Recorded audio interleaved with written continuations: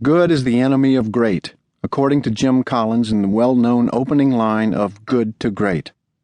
Collins's best-selling book has been a favorite guide for business leaders and has been equally influential for many leaders outside of business, including those in the church.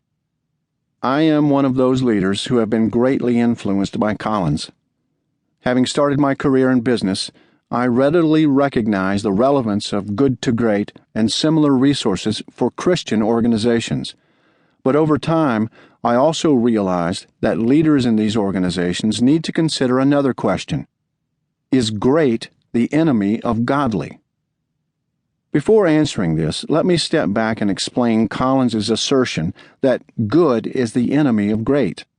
Many organizations, after having some measure of success, will declare themselves good and may not push themselves to become great.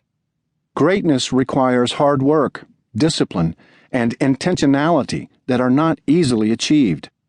In corporations, making a profit, releasing a blockbuster product, or beating a competitor can lead to satisfaction and complacency.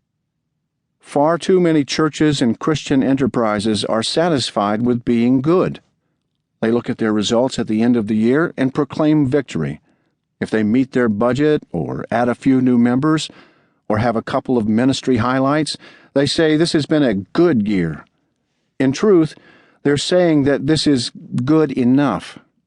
Their standard is doing enough to preserve their comfort and to avoid any dramatic, unsettling changes. It's an internally derived standard that ignores the reality of a world just outside the doors of the church, a world that is desperate to see and experience God's message of hope. Many books have been written to describe the state of the church and the changes in our world, and it's not my intent to add to that discussion.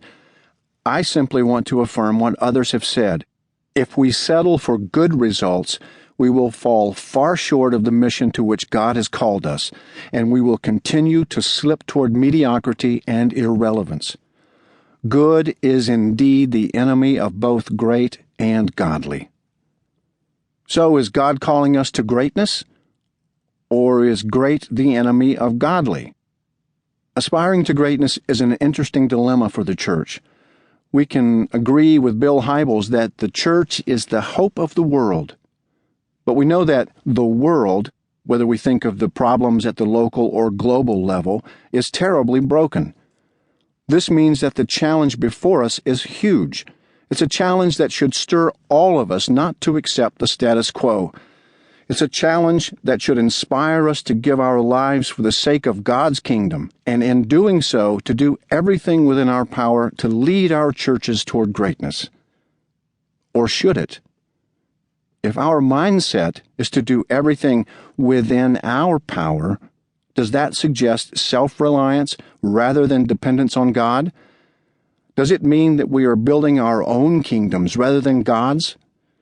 If we charge toward greatness with blind ambition, is it possible that we will overlook biblical principles in the process?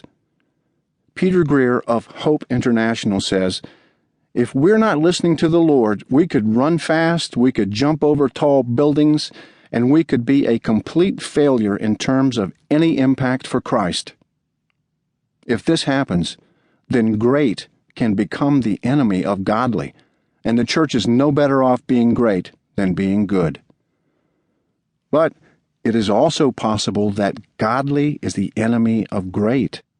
Before you dismiss this statement, consider your experiences around churches and church leaders. Have you ever encountered someone who used a spiritual smokescreen as an excuse for lack of effort or poor results?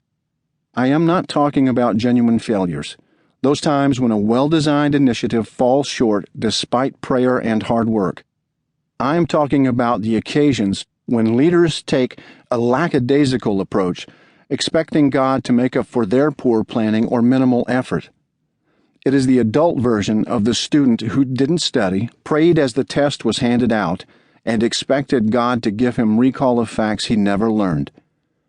Peter Greer balances his earlier statement, noting that nonprofit should not be a synonym for non-performing.